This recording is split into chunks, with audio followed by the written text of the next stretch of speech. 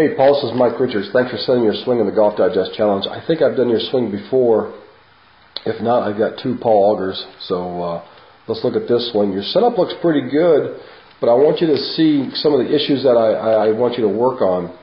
Obviously, I can't tell your grip from here, but your setup does look pretty nice. If you take the club back, and you're going to see a very steep looking arm swing. It doesn't look too bad going to there, but now you see it kind of working way away from your body, and it's almost like a lift up of the driver.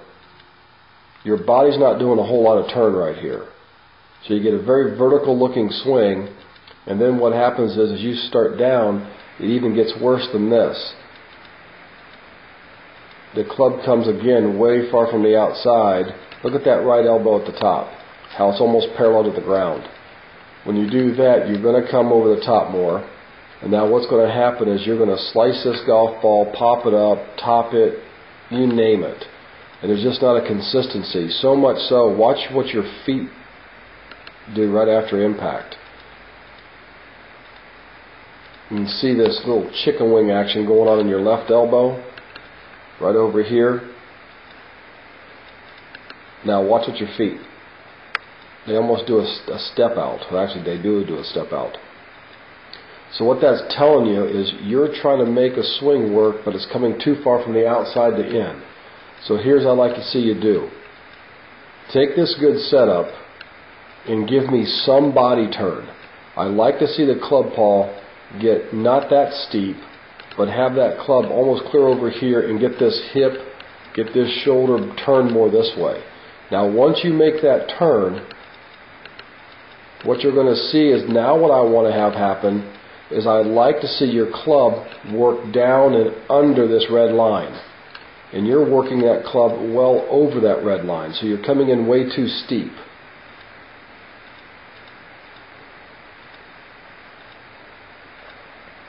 Right now your swing is about 3 to 4 feet different. Here's where the club head is.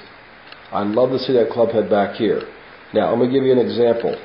And this goes with anybody that plays golf consistently and consistently well.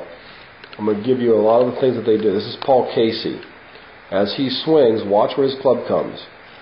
His club works way behind him, and the club shaft of this wood is way down here by his right forearm. Your club shaft is well outside both arms. It's over here. So we have to lay that thing down, and the only way to do that is to get turned in your backswing and give yourself a chance. And we can pick pretty much anybody. Kenny Perry's got an iron in his hand, and you're going to see how it comes back down by his forearms. Yours would be somewhere out into here right now. So again, it's way too steep.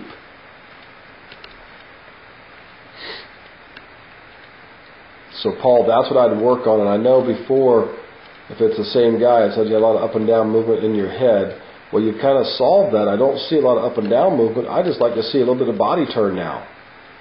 And if you do so, your arms are probably going to release this thing correctly, so you won't hit this fade, and you actually hit the ball a little bit more distance out there. Because right now you probably are losing some distance. So Paul, hopefully you understand that if the body's got to turn to allow your club to get more from the inside. Right now you're coming way too outside. So you turn the body first, get the club shaft really dropping down behind you. The drills I give my students is I will actually put a big long stick in the ground about 3 feet behind their ball, and it goes well up here towards their shoulder. And I tell them to make swings and swing under that big stick. So their club I'd want to have reroute down under here. Yours routes way over the top, and that is killing everything you've got in your golf swing. So Paul, work on that. Good luck to you. And again, if you want to send me another one, do so. Try and do a lot of slow motion swings to really feel the body turn and how the club needs to drop in. Excuse me. And I promise you, you're going to get a lot better distance because the ball flight's going to go lower. You'll be able to release the club, and you won't have this chicken wing out here. Right there, a little chicken wing. So work on that, Paul, and thanks for sending your swing into the Golf Digest Challenge.